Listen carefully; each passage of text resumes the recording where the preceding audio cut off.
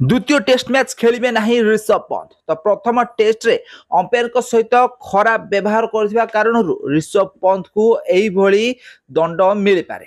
तो आपण माने जानिथिबे प्रथम टेस्ट मैच रे ऋषभ पंत अंपायर सहित दुर्व्यवहार करथिले।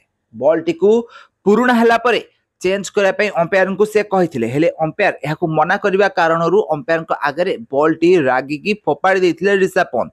तो एही कारणरू ऋषभ पंत को कंप्लेन मैच रेफरी को पाखरे अंपायर करथिबार नजर आस्थिले। एहा परे मैच रेफरी ऋषभ पंत को 50% मैच फी काटिबा सहित द्वितीय मैच रे तांको बैन करि पारंती बोली एही भली दंड मिली पारे ऋषभ पंत को बोली सुनिबा को मिलुछि।